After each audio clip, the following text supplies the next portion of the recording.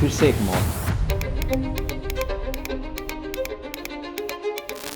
Hair transplantation में 38 years के UK citizen ने इस्तांबुल तुर्की में अपनी जान गंवा दी।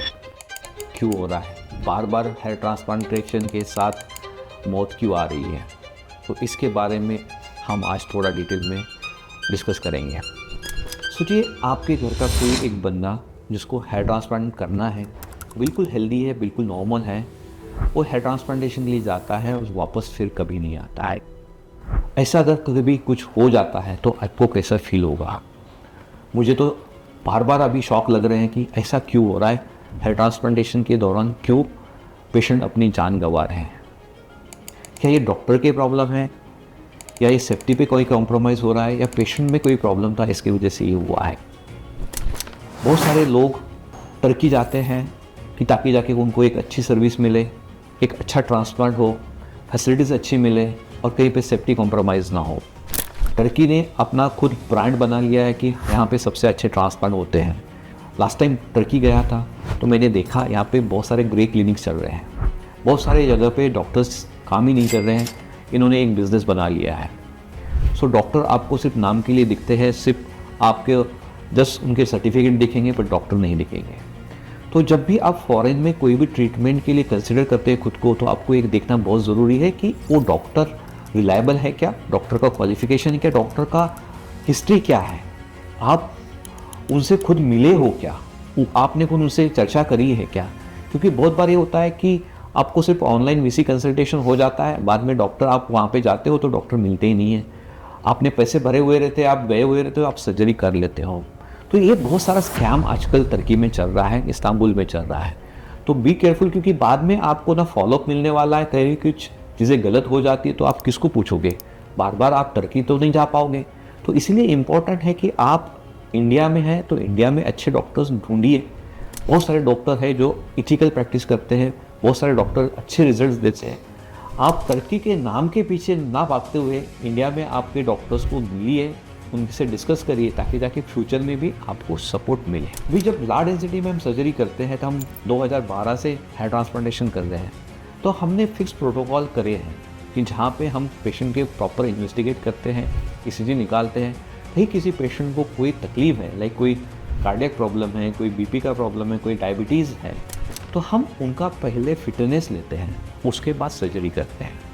तो चलते हैं अभी इस केस में कि 38 इयर्स का जो यूके सिटीजन था जिसने तुर्की में सर्जरी किया, और सर्जरी का पोर्शन स्टार्ट होने से पहले ही उसका डेथ हो गया।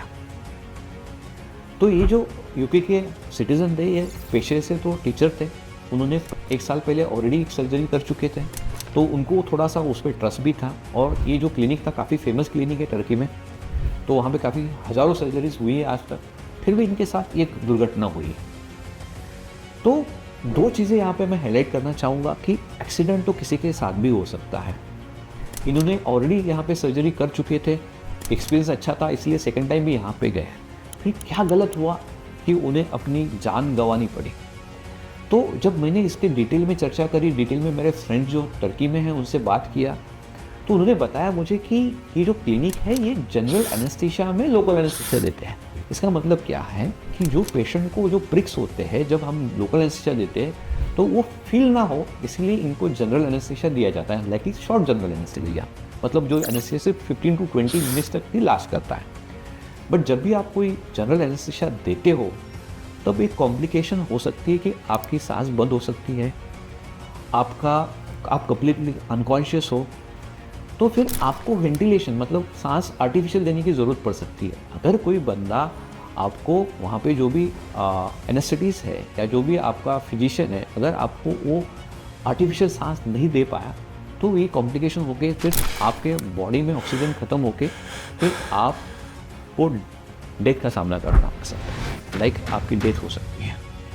सो इट्स वेरी इंपॉर्टेंट कि आप जब भी जनरल एनेस्थीसिया में कोई केस कर रहे हो तो आपके लिए बैकअप सिस्टम रेडी है क्या, आपका सिस्टम उसके लिए रेडी है क्या कॉम्प्लिकेशन को हैंडल करने के लिए। अगर नहीं है तो टू बी ऑनेस्ट आपको जनरल एनेस्थीसिया में हेयर ट्रांसप्लांट करने की बिल्कुल भी ज़रूरत नहीं है। सो जो भी पेन है, छोटा मोटा पेन पेशेंट इजीली सहन कर सकता है, आप उससे बात करो, उससे साथ इंटरेक्ट करो, पेशेंट इजीली टॉलरेट कर लेता है, बिकॉज आपको बार बार एनेस्थीसिया देने की ज़रूरत नहीं है। एक बार एनेस्थीसिया दे दिया, लोकल एनेस्थीसिया दिया, तो बाद में फिर से आपको देने की ज़रूरत नहीं पड़ती है। तो इम्पोर्टेंट मैं यही यहाँ पे बोलूँगा कि डॉक्टर्स जो भी हैं उन्होंने एनेस्थीसिया का स्किल्स सीखना ज़रूरी है। सो जब भी आप कोई क्लिनिक चूज़ करें तो डॉक्टर का एक्सपीरियंस, क्लिनिक का सेटअप, क्लिनिक का इंफ्रास्ट्रक्चर और सपोर्टिव सिस्टम वहाँ पे है या नहीं है, इसको देखना बहुत ज़रूरी है, ताकि जाके ऐसे कॉम्प्लिकेशंस आपके साथ। सो लास्टली मैं यही कहना चाहूँगा कि पैसे बचाने के चक्कर में आप आपके हेल्थ के साथ, सेफ्टी के साथ कॉम्प्रोमाइज़ ना करें। देखिए, हेयर ट्रांसप्लांटेशन एक इलेक्टिव सर्जरी है, आप थोड़ा बहुत रुक सकते हो। अगर आपको पैसे का प्रॉब्लम है, थोड़ा रुक के सर्जरी करिए, बट जब भी करिए तब एक ऐसे डॉक्टर के साथ करिए उसका एक्सपीरियंस सही हो, उसके रिजल्ट सही हो और वो आपको बाद में भी पोस्ट ऑप केयर सर्विस दे सके। Thank you.